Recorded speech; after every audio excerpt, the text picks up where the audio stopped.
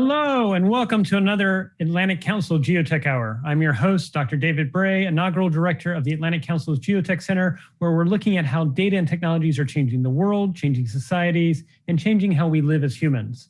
We're here with an august panel today to have an exciting conversation about how modern CIOs, Chief Information Officers, and other C-suite individuals in information-intensive fields can innovate for impact. That includes AI, that includes thinking about how we deal with increasing threats from cyber and ransomware, as well as other things on the horizon, including new technologies that help us with data, making sense of the world, and bringing people together.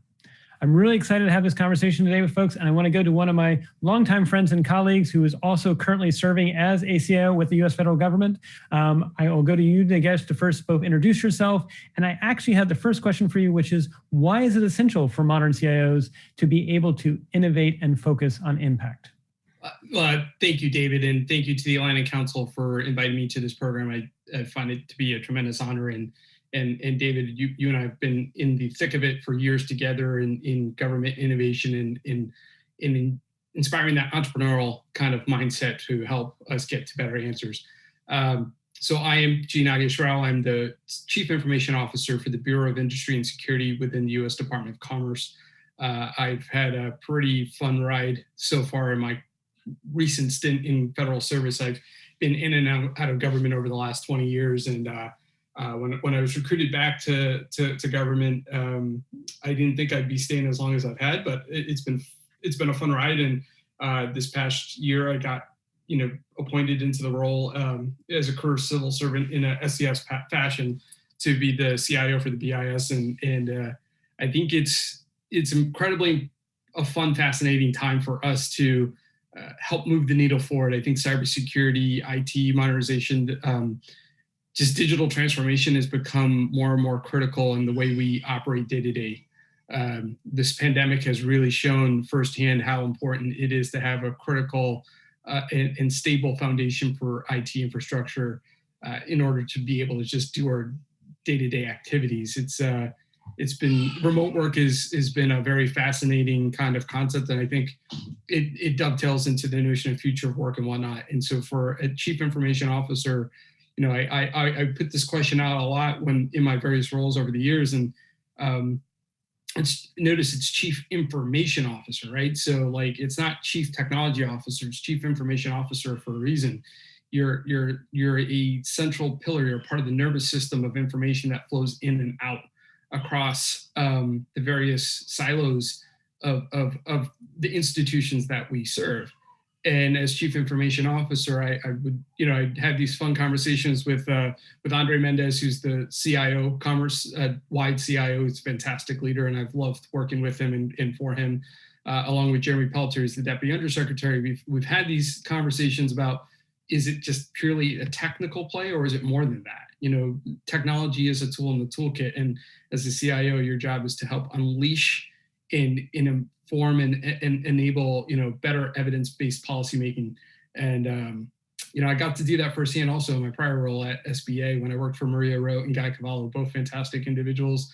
Maria, everyone knows, is the federal-wide deputy CIO for the U.S. government now, and Guy just got this past week the permanent gig as CIO for OPM, which I think is a fantastic choice and opportunity. Guy, they get it. They understand that technology is part of the suite of tools that we unleash to help folks be more effective and efficient with their business decisions. And I'll close with this because I know there's an awful lot of conversations around the various tools that we use and whatnot, but I'll pivot real quick to AI, for instance. I don't like to look at it as artificial intelligence. I like to look at it as one of the guys from IBM had said it to me once at a conference a few years ago, and I loved what he said. It's augmented intelligence. You're using those tools to augment the way we conduct ourselves and how we operate. We're not looking to replace. It's more about augmenting and freeing up brain power and time to be able to do more critical thinking. So I'll pause there. Thank you, David. Oh, thank you, Nagesh. And if I could ask you a real quick rejoinder, because also in addition to everything you've been doing and serving in the federal government, you recently also became a father. And not to put you on the spot, but how has that changed your perspective or shaped your perspective now when you think about the future and where the world is going with how humans are using technology and information in our world? I'd just be real quick interested if you has that changed your style and your perspective both for the future and also leadership as well? Yeah, no, thank you. And I don't know if anyone heard in the background, the nursery is right next door to our home office. I'm working from home today because I wanted to have a strong connection. Well, one, I wanted to have a little bit more flexibility for the presentation and whatnot. And two, I can be able to do this briefing without having to be in a secure room and whatnot, given the fact that Bureau of Industry and Security is national security. And so have that frank conversation. One, it's been awesome. I'm the father to our first child. Kaylee and I welcomed our first child ever 3.5 months ago. He's just been a delight. He's growing and developing every day. And yeah, I would say it has definitely augmented the way I've viewed the world a bit more and looking at how technology plays its influential role in the landscape. My wife and I want to make sure we leave a better, brighter future for him. And if we have if we end up having another kid, we want to make sure we leave a brighter future for them. It was funny. Kaylee has made it very clear to me she does not want technology introduced as being like a replacement. It's been awesome watching her she's like reading books. She is sitting down and helping them discover the world. They've been making time to go to the museums and take in the I don't know if anyone's ever studied metaphysics or philosophy. Besides an engineering degree, I also have a background in philosophy, but they call it qualia, right? And so that notion of qualia, matter, like the physical ethereal substance, it's been awesome. It's definitely shaped my views a bit more, that's for certain. I think having nieces and nephews helped shape a lot of it, but having your own child definitely does, bring out new tidbits out of the brain that you would not have suspected otherwise. Well said, and I think later date maybe we should compare notes, because it is interesting how when you think about how children are absorbing information and what information they're absorbing, like you said, whether it's qualia, the physical things in the world, and later introducing them to the virtual and digital world. I think it's an interesting perspective when you are put in that role as a parent. So thank you for sharing that, Nagesh. Yeah, and I looked at what you and Diane did with Dylan. Like he's growing up really quickly, but he's absorbing himself. That's why I got the Lego sets. And I know you got me whenever you said those Lego sets for Dylan. But it was like, wait, I know those toys are a pain in the butt when you step on them, but believe me, it's a lot of fun building them. 100%. I'm with you 100%. And I look forward to doing more Legos with them. And that's a good segue. And also what you shared about your perspective on AI being augmented intelligence. That's a good segue to another longtime friend and colleague of the GeoTech Center, Sally Grant. If you could share both a little bit about your background, and I'd be interested in your thoughts. Obviously, you are working a role where you're supporting the federal government, particularly the Department of Defense and intelligence activities. What do you see in terms of why it's so important that we focus on impact, especially in this information-intensive era? Thank you, you're David. muted. Oh, good. Sorry. Yep, you're good. Thank you, David. Great to be with you all. Nagesh, so important what you're saying about the augmentation in data science. I know Joanne will echo that to support our soldiers in contested environment. It is so important as we get into machine to machine that our C2, our decision making for ISR, are involved in the process. Critical here for our work. I would have to say, to emphasize a little of my background in cybersecurity, as well as moving into data science and federated machine learning, that education, training, and simulation testing and exercises is still at the forefront of what we do every day. We need that talent. We need to rise up that next generation of cybersecurity and now data science engineers. It is so important as we move together in the space with our acumen, but certainly bringing in industry, academia, and government together. And I believe constant simulation, constant tabletop, constant testing, specifically in the data science area of our ethics and our review of data governance moving forward, is going to be key to the modernization of the CIO leader. Thank you. Thank you for that, Sally. And if I could ask you, I mean, are you seeing, as we think about how the changing demands and making sure we are focusing on impact, are you also changes in how people lead? I mean, or how do they actually motivate their teams when it comes to involving data, information, and technology too? Are you seeing changes there? I'm seeing incredible changes. Thank you, David. Recently, I hosted a forum on diversity and women's leadership.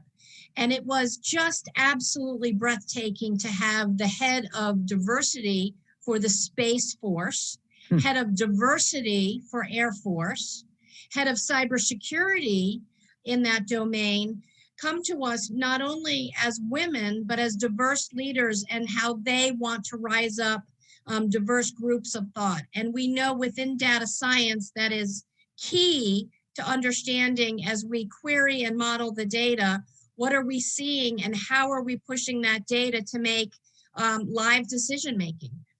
Thank you. Well said, and I want to thank you, Sally, for all that you're doing to actually champion women in cybersecurity, women in AI, and I agree with you wholeheartedly. I mean, the empirical data shows, going back to some studies in 2002, diverse perspectives lead to better outcomes. And actually, the other thing that also is recognized, and I want to acknowledge here on the panel too, that if you want to have better outcomes, make sure you have a higher ratio of women to men. We will work on that, but we recognize and we really appreciate everything you're doing on that, Sally. And that's a good segue to another longtime friend and colleague, Joanne Lowe, who's also doing work with the Department of Defense on AI. I'd be interested in your perspectives, Joanne, on how and why it's so important that we lead with impact when we think about information-intensive activities like that done by CIOs, as well as others and C-suite leaders like yourself as a CEO. Sounds good. Thank you, David, for the intro, and thank you for including me in this very impressive panel. I seem to be seeing a video lag. Am I doing okay? You're doing okay on audio. I think proceed. Okay. You're all good. All right, cool. So brief intro. My name is Joanne Lowe, CEO and founder of Elysian Labs. We focus on having a core capability of determining combat effectiveness of any physical and mental combat actions across all domains. And using that core capabilities, we work with users on the ground to design products and services for the DoD. And a lot of our products are right at the interface of human-machine teaming. So a lot of what you guys said about qualia and learning and training, those are things that we are very much are concerned about as well, or very much paying attention to, just even needing to be participating in that area more to get technology more absorbed in the DoD. In terms of why do we need to focus on impacts on products or design processes, first of all, I would probably define the word impacts a little further for my answer. So I think we should define impacts as some clear qualitative and quantitative metrics that can be used to hold everybody in the process accountable, not in a judgmental way, but in a neutral, without judgment way, so that we can learn from our experiences. I think it's important to focus on clearly defined impact metrics that you can stand by, because the world, like everybody has been talking about, is really noisy.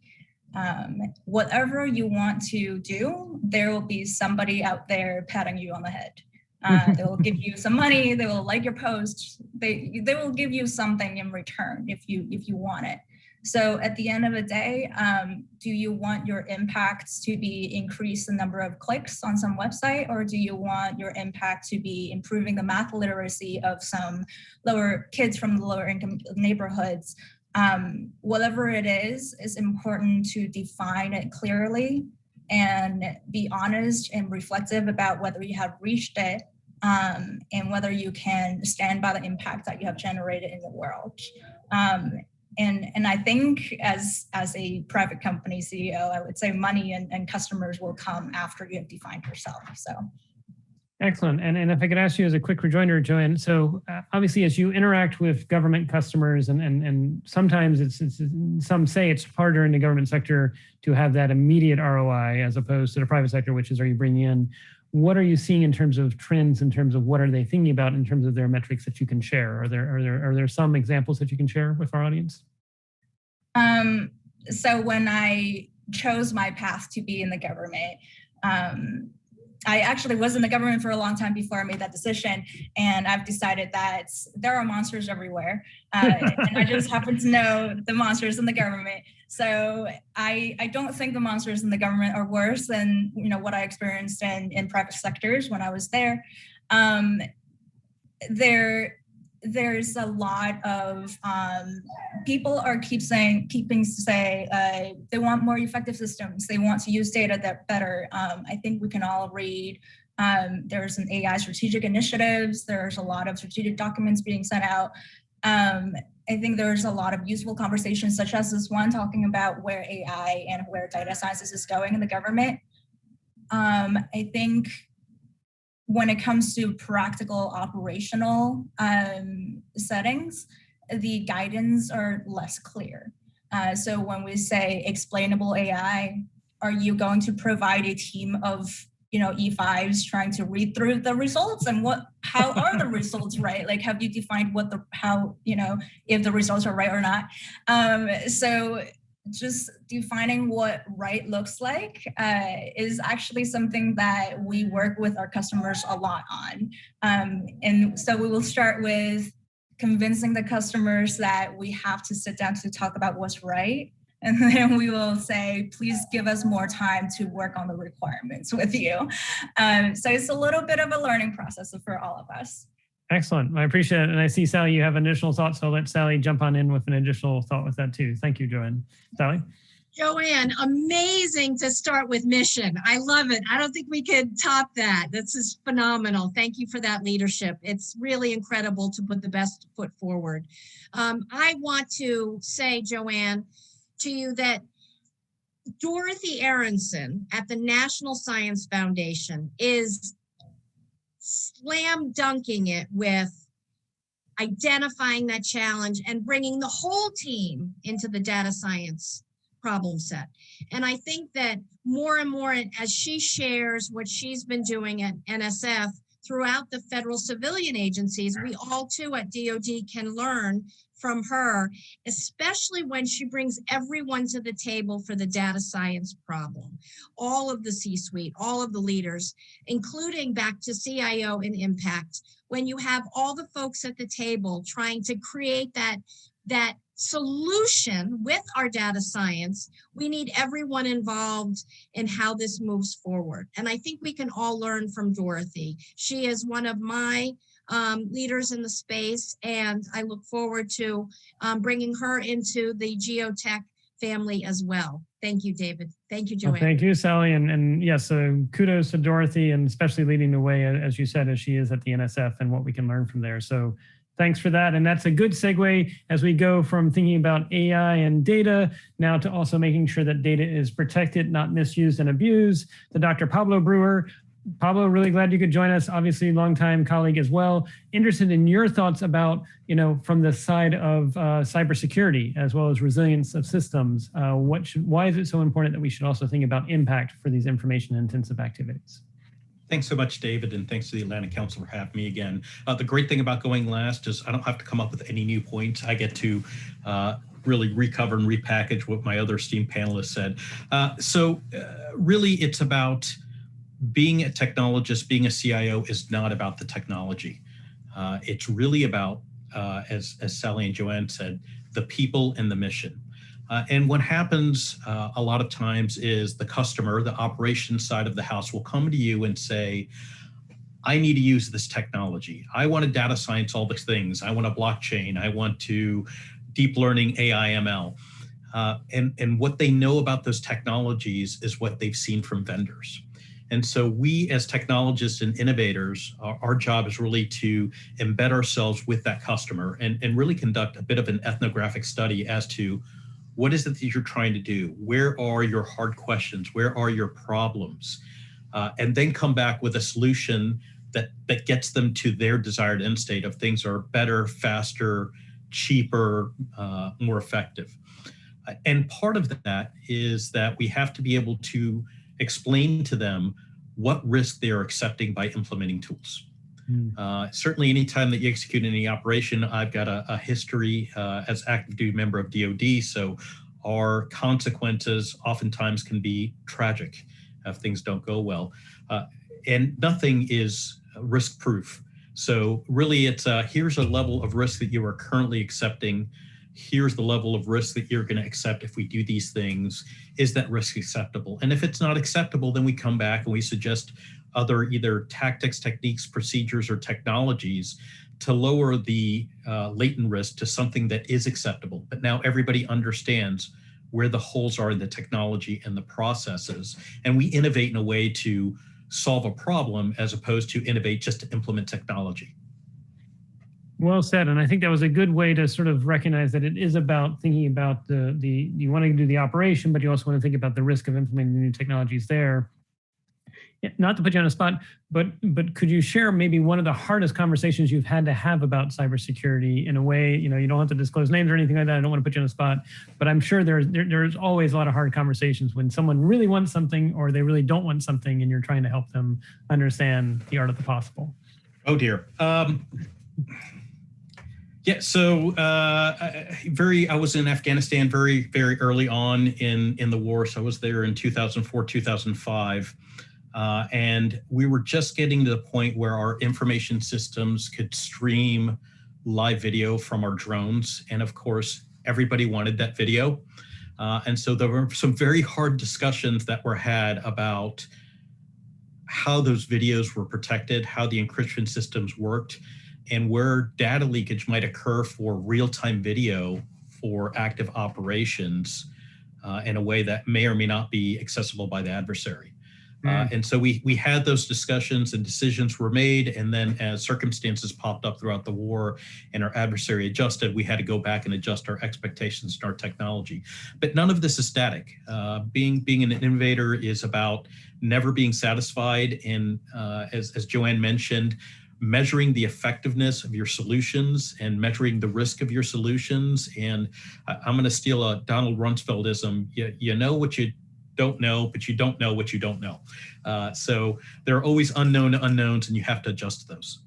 Well said. I appreciate that, Pablo. And I'm going to real quick go to Nagesh before I go to Joanne for the next round of questions, because Nagesh, you obviously heard everyone's thoughts, and I guess you had both the advantage of going first, but I'd be interested in were there takeaways that you took from what folks said, and maybe even examples that you can share from what you're doing in practice right now with the federal government?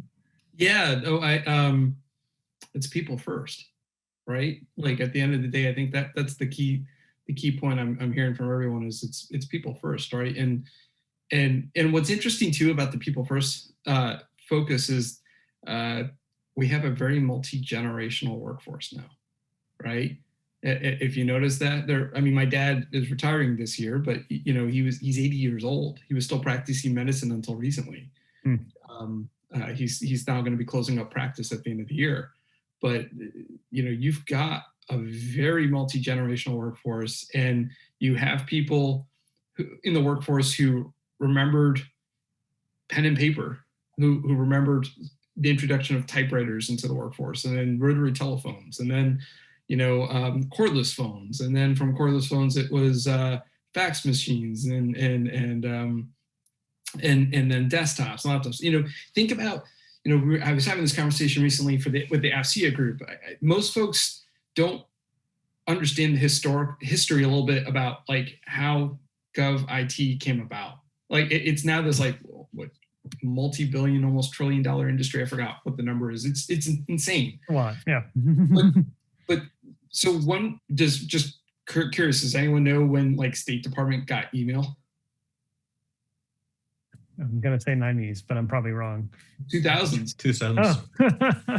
It was Secretary Powell, our Eisenhower Fellow Chairman Emeritus, David. Yeah, it was under Secretary Powell's watch that they finally got email. A lot of those government agencies didn't even have email. I remember this because in 2004, when I first entered my first stint of federal service as a GS7 over at the U.S. Patent and Trademark Office as a patent examiner, they had just introduced, over the last few years, computers and the whole suite of initial applications for patent examination work. And so it was fascinating to watch that, because everyone I was working with was like, oh yeah, this is the new process now. We're still acclimating to it. Timesheets were still done by hand for the first couple of years. It was really funny. And then, when I jumped back and forth in government or federal sector, whatnot, I'd hit these time warps. When I arrived at BIS, they were still on Windows 7 devices. And what year was this? Just to help our audience, what year was this? When I joined BIS? Yeah. Oh, last June. Right. Yeah. Just to put in perspective, still running Windows 7. When I arrived in June of last year, I was like stunned at how far behind everyone was. It was like on the technology stack of 2000, 2004, and they hadn't done any real movement forward. And so that was where I had to step in and really, spend we spent 9 months literally birthing a new, means of operation. Now we're much better shape. Like our equipment, hardware, tech stack is up to current standards, right? I got everyone on Windows 10, able to work in remote work setting before we couldn't. When I first arrived, the email wasn't even working properly. Now we're in the cloud with that.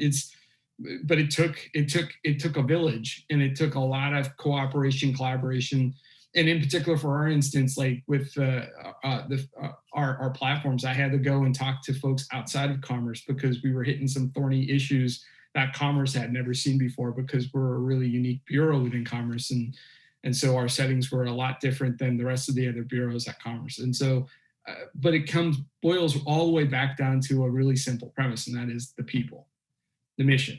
Right. And it gets really interesting, and I don't want to monopolize time further, but I'll just say this because I saw on a listserv recently, I'm on the D44 listserv, there was this back and forth about the JEDI contract and all that stuff. And I just heard everyone out. I didn't get involved too much, but the one thing I did say was it was enlightening. But I said, it's funny because there's the USG mission, there's the commerce mission, and there's the BIS mission. And so I have to fulfill my duties for all these different missions. And sometimes they come into abutting heads because of different policy machinations that happen. And so it boils right back down to the people and making sure we're addressing the needs of the people.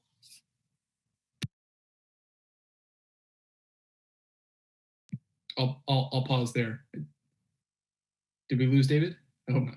I don't know, but I'm going to jump in. Nagesh, I think that your leadership and your vision is what makes it happen. And I'm okay with saying that. Yes, I know it takes a village, and there were people around your table, very, very, very smart people and hardworking and service to our country. But it is so clear, Pablo, I'm not sure, and Joanne, but if you would agree with me, but when you have greatness like yourself, Nagesh, a lot can get done. And we did see that with Cheryl Instagrat at Department of Energy in the last administration. We saw what she could do for data science. And so I have to say that there aren't a lot of Nageshes in the world. And so I hope that you set that standard for leadership of a CIO who can really make those changes into modernization. So thank you. No, thank you, Sally. It's humbling to hear, and that's why I laughed, because I don't look. I'm the guy who wants to go, those networking events and stuff like that. I get really uncomfortable really fast, and I want to leave. I'm the guy who wants to be at a dive pizza bar with 2 slices of pizza and a cherry cola. And when I go to those networking events and I don't see the pizza or the cherry cola, I get really annoyed very quickly. And I'm like, I really literally will go on. My wife can attest to it. She has witnessed me gonna go, I want my pizza and my cola. So thank you. But again, I think part of it too is just making people feel like they're relevant, right? We want them to feel relevant. We want them to feel empowered. We want them to feel like that they're being heard. And at the end of the day, if there's a difference of opinion, that's okay. You're supposed to have difference of opinions, but best decision path. You put all the data points on the table and you go with the best decision based on the data. And I think I'd like to bring Joanne in here for a minute, and Pablo with our Department of Defense work. Isn't it absolutely amazing when you have the commander wanting the technology, speaking about the technology, demanding the technology? And what's so fantastic, Joanne, I'd love you to respond, is how can they help their staff help themselves? It's so hard sometimes for the staff to get those tools and those capabilities. And it's such a struggle sometimes. How do you work with that, Joanne? It's great that you brought that up, because I had some struggles the other day talking to somebody who is fringely working with the DoD, but not so deeply as we all are. He said, oh, you don't worry about the operators, go get the commanders to write you a letter. And all of a sudden I got like really offended about that. And then I went home and I said, why was I offended about that? Because he was right. But when I thought more about my reaction, I realized that what I wanted to look for in that commander is I wanted to work with the users, help them, collaborate with them to find the right solution, and find the commander who listens to the users, and then as a commander, support his people by setting initiatives to make that a reality. And so when somebody just said, just look for a commander to sign you a letter, I got offended because, I never thought it should be top down. I thought it should be bottom up and then top supported. But yes, it is amazing that when you do get that commander who listens to the ground and find the strategic initiative to support everybody to help them elevate themselves, things just get done so much faster in the DoD. So. And Pablo, would you like to share some thoughts on, I call them the SMEs, Joanne's calling them the operators, Nagesh, you could be calling them your workforce. Could you speak a little bit about that bottom up that Joanne is referring to and how important it is that our operators want this new, fresh lab, intense innovation, modernization work, and how they work with someone? And not everybody is a Nagesh. Not everybody is going to be open-minded and thoughtful and generous in kindness to their workers. What are your thoughts on that, Pablo? Thanks, Ellie. So, again, I'm going to be echoing what you and Nagesh and Joanne said. A lot of times it really comes down to realizing that as a CIO, you are a customer-centric title. Unless you're working for, and I'm going to show my age here, Novell or Google, the technology is not the product. The operations are the product. So the only reason for the technology to exist is to make operations easy.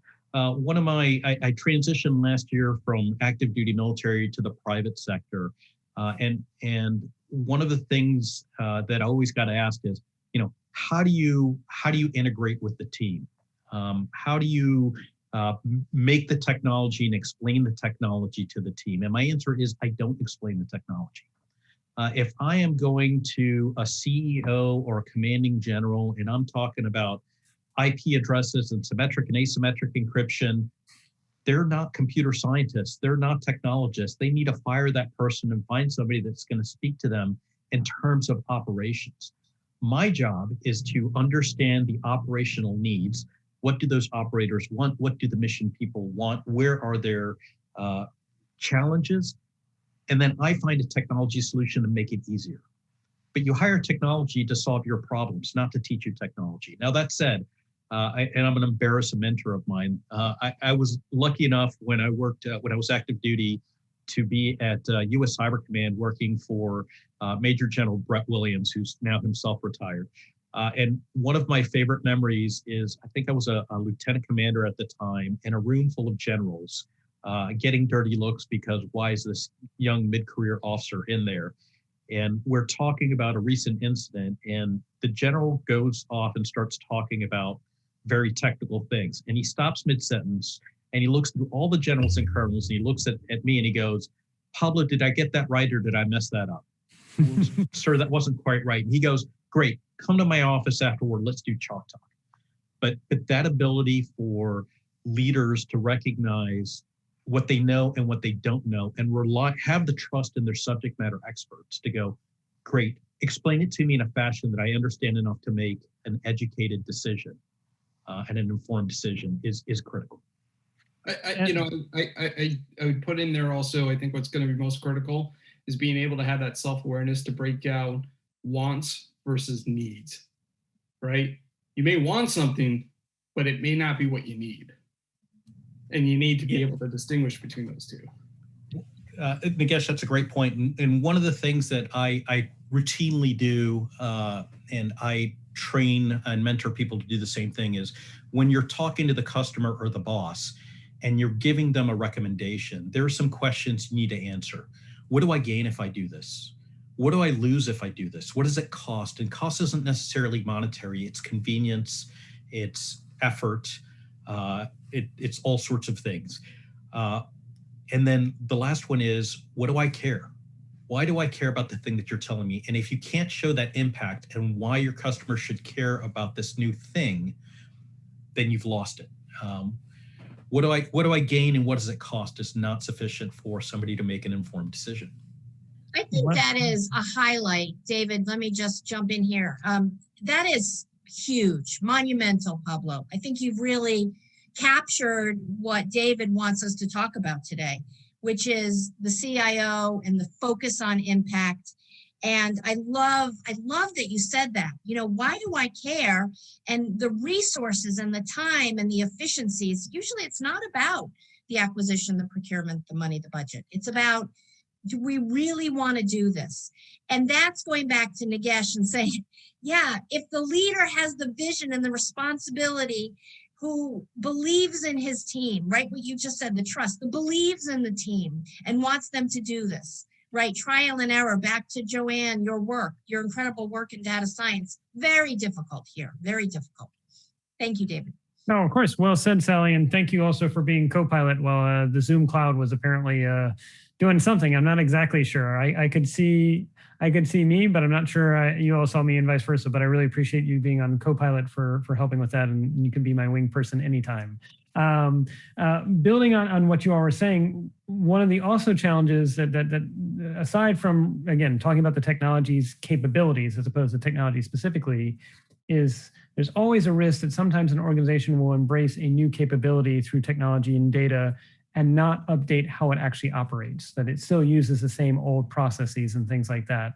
And so I was thinking maybe if I could go to Joanne and then to any of the other panelists, that what have you seen in cases where a process did have to be rethought or the way people worked had to be rethought, or examples of where the old process collided with new technology and it didn't exactly work well?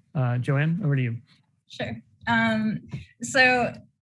This question is precisely why I chuckled a little bit when Nagesh said, you know, the customer needs to know what they need instead of just what they want, because that's exactly what's happening in innovation sometimes. Is we want the shiny things, but we forget to build up the fundamentals to integrate the shiny things. So a lot of times I think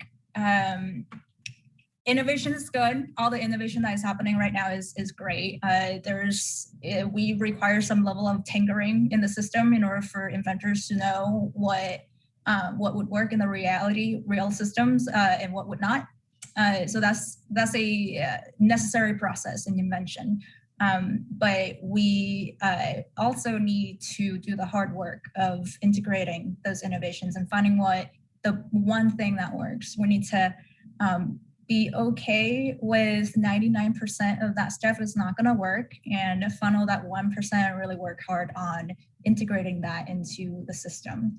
And in the DoD, and I imagine for the whole of government as well, that requires thinking through the entire WPF. So doctrine, operationals, supplies, and everything. So right now, we keep saying, you know, we want communications that connects everything. We want automated systems. We want all these things. But how does that change the force structure? How does that change the training from the ground up? How does that change basic training, the mentality of leadership, as one of you guys mentioned before?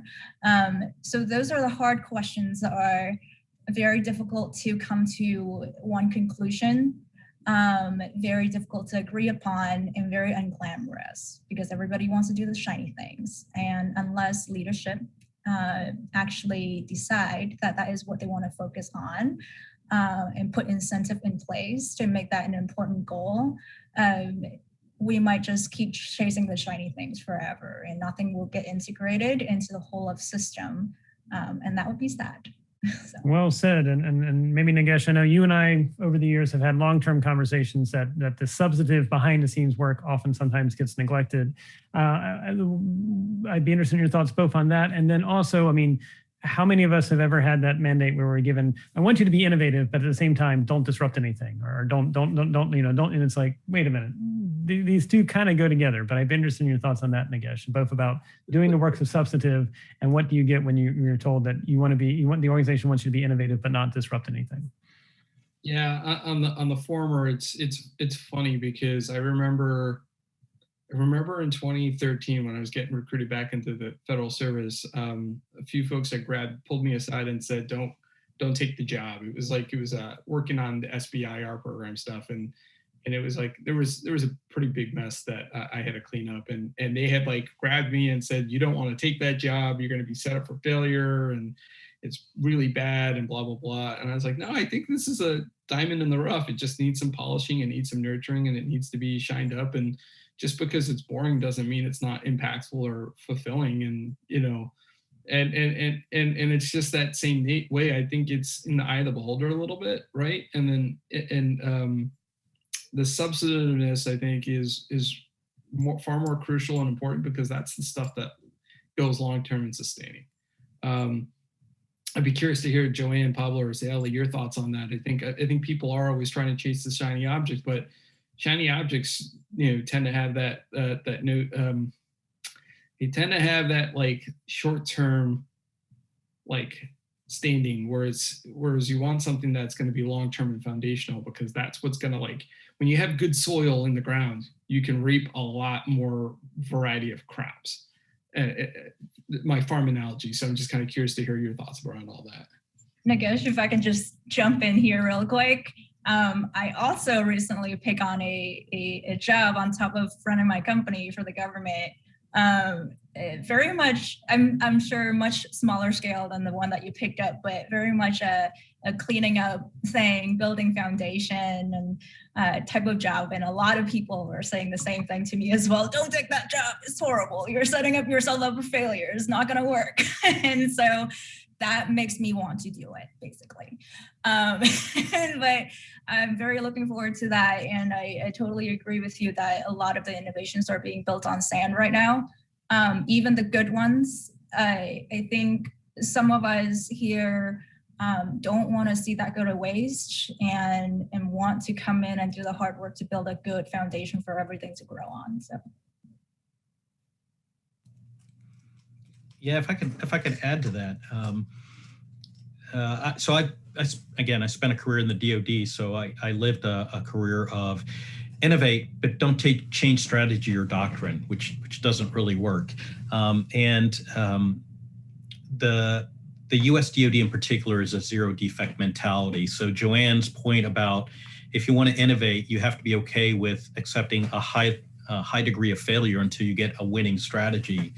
Is also very applicable. And so I think the DoD has done a pretty good job of starting to change things.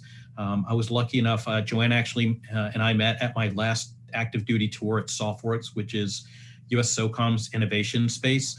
And when I was actually delayed my retirement to go there. And when they said, "Hey, look, we do innovation in government," I told them they were lying in not so genteel terms. And then I explained that 85% of advanced projects in Silicon Valley fail within 6 months. And were they okay with that? And to their credit, they said yes, and they actually held to that. So that was tremendously helpful. The other bit about chasing the shiny object, that is true whether you're in government or somewhere else. And one of the things that I've picked up along the way that's been very helpful is not explaining what the technology can do, but explaining the limitations of the technology. And so I see part of my job is not only keeping up with the latest and greatest information on quantum and on data science and AI and ML. There's always a 4 or 5 buzzwords of the year. You can usually figure out what they are by going to RSA.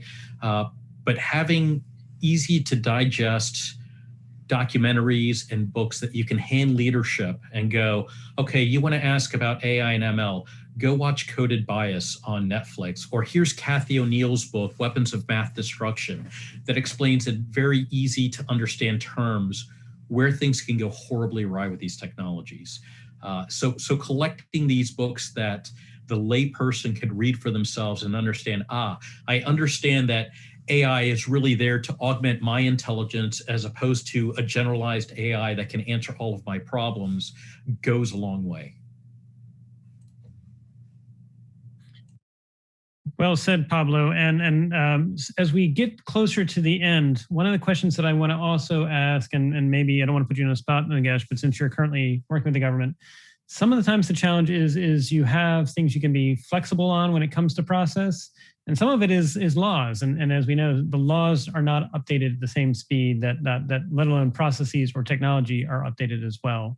And so how do you make the case sometimes if a law itself or an existing, maybe something at the Federal Register or something like that needs to also be updated, and how do you address it? Is that something you elevate up to the department head? I mean, how do you build a coalition if maybe possibly how things are being done codified in law or with the Federal Register also needs to be updated too? Yeah, laws are laws, right?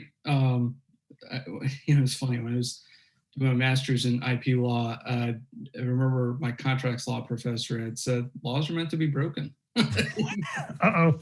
It was very amusing. It was like the last end of class, because, we were doing, it was a one-year master's I did, but I took a couple of the 1L classes because I wanted to just understand how it worked, even though I was focused on IP law primarily. And, but it was like the last day of class, and he just kind of said, with the IRAC method and everything, right? Issue, rule of law, application of law, and the conclusion that you come forth. He was like, sometimes laws are meant to be broken. Now, I'm not advocating we break the law. I'm not, as a federal civil servant, I'd be remiss. I need to say I'm not advocating you break the law, but what I am saying is that the law is a playbook.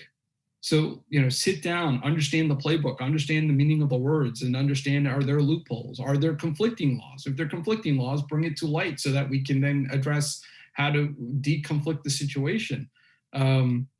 Understand the intent of words that are used in the law. I think that's been, fascinating when the words, I remember we were going through the SBIR. This is years ago. I remember I was looking at the law, and there was like these requirements that had, and people were debating whether or not they were requirements. And I said, well, what does the word say? And it said shall. And I said, okay, that reminds me of the Bible, because the commandment is the word shall, right? So that means you're required. Shall is different than should, exactly. Should, right. And they're like, huh. I go, if you want to go biblical, we can go biblical here. And they're like, well, it's just separation of church and state, blah, blah, blah. And I said, that's irrelevant. The point is like, look at the terms, look at the understandings, and understand it. It's why I tell folks all the time is like, read the law, like read it, understand the words. And because when legislators legislate, there's a reason why they legislate the way they do. They are inserting little tidbits and nuggets of loophole capability when they feel like there might be conflicting policies that forecast down the road that they can't control or prevent. Well said. That's my 2 cents. Yeah. And I can remember there was an activity we did back in 2010 where it took one executive order, and we actually ended up drawing a diagram of the interconnectedness. And we realized that when, even one executive order, there are sometimes parts that were written on different people. So there was one part that said the head of the National Science Foundation shall meet with the president, period. And then say on what topic, it just said shall meet with the president. It's like, talk about the weather or something like that. And so, there's a very human activity. And I'll go to one last human activity before I go to the lightning round. And this is for Pablo. We have a question that came in that said, how can we improve cyber awareness beyond just typical online cyber training modules, which the question asker, Deborah, is asking and saying a lot of online cyber modules are ineffective. So how do you recommend, in a real short format, improving cyber awareness? Oh my goodness, I love this question. I get it a lot. Cybersecurity is not about the technology. It's a cultural question. If I send enough spear phishing emails, I'm going to get anybody. I've been doing this for a long time. I still click on the occasional spear phishing email. The trick is not to just have a stick. It's also to have a carrot. So one of the best examples of that is we've all worked at facilities where you have to display your badge. I had a friend of mine who was the chief security officer at one such facility, and he took to not wearing his badge, and the first person that stopped him he would hand a gift certificate to a local restaurant to. Huh. And that became so popular that he literally couldn't go anywhere without being looked at by employees going, is that person wearing their badge? And so it ended up becoming a secret shopper thing. But then nobody got offended if they got challenged for wearing their badge. They realized it was a positive game with a positive output. And the same thing for tailgating, and the same thing for clicking on spearfishing. You know you're winning, you know you're doing cybersecurity right when people self-report, because it's the right thing to do without fearing that they're going to get in trouble. Hey, I found a thumb drive and I know I wasn't supposed to put it in, but I put it in. Oh, hey, I forgot my cell phone and I brought it into a secured facility. And when they self-report without fearing that they're getting in trouble for making a simple human mistake, that's when you're winning. So it's really about culture. We all do those computer-based trainings. They're never fun. They're particularly not fun if you're in DoD and they haven't been updated in 15 years. But it's really, again, it's people first. Well said. And I also have to chuckle sometimes when the security training is using Flash, and I'm like, so many things I could say, but I won't. Anyway, thank you for that, Pablo. Okay, so now we're at the lightning round, and this is where we go to everybody and we ask you for 2 to 3 tweet length next steps based on everything we've talked about here. It could be for public sector, private sector leaders, but sort of what are the 2 to 3 takeaways that you recommend from the conversation we had? I'm going to go first to Pablo, since that's how we wrap things up in the beginning. Pablo, for your thoughts for 2 to 3 tweet length recommendations for leaders in this space, based on the changing information environment and how we can lead successfully. People first, mission always. Talk to the people. You've got a customer. They've got concerns. They've got challenges, technologies to solve those things. It's not there to exist in and of itself. So if you're innovating for the sake of innovation, you're doing it wrong. Solve the problems of your customers. Very well said, and you seem to have definitely demonstrated your skills at getting the bullet points to tweet length. So I appreciate that, Pablo. Thank you, Joanne. Now interested in your thoughts as to what are 2 to 3 takeaways we can have on the conversation we had here. Oh, and you may be muted. I'm back. Okay, so my tweet length would be in a quick changing environment. Don't waver on your strategic goal, but be responsive to your environment. It's very much slow is smooth and smooth is fast. So, well said. And I can tell you have worked a long time with the Department of Defense when you recognize that slow is smooth and smooth is fast. So very well said. All right. So Sally, your thoughts as to what are 2 to 3 takeaways we can have on making sure, as whether CIOs or C-suite leaders in information intensive activities, how can we best lead forward with impact? For our CIOs in the federal space, in data science, which is what I am focusing my attention on, I would say that cybersecurity has to be reevaluated and reinstituted on a national security level. So what folks are doing at Fort Meade needs to be in the queries, the model development. And what I'm working on right now is federated machine learning, where you are not moving the data. If it's not encrypted, you are moving the algorithms. That is very important that we reinstate security into data science. Number 2, workforce training. Empower our people. Get them excited. Allow them to get more degrees and certs all day long. And of course, my 3rd is testing, simulation, and tabletops.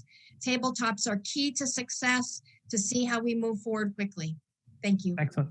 Well, I appreciate the perspective, and I agree with you. Federated approaches is definitely going to be something that's going to be key, both to governments, because obviously we do operate in different organizational and different security classifications, things like that, but also for large organizations that want to operate globally and they want to be respectful of different rules for different data sets for different countries. So really appreciate it, Sally, in that way forward. And last, Nagesh, if you could bring us home as a current CIO serving with the government and the administration, what are your takeaways as to 2 to 3 next steps we could have on making sure we lead with impact? I think it's imperative that leaders lead with conviction.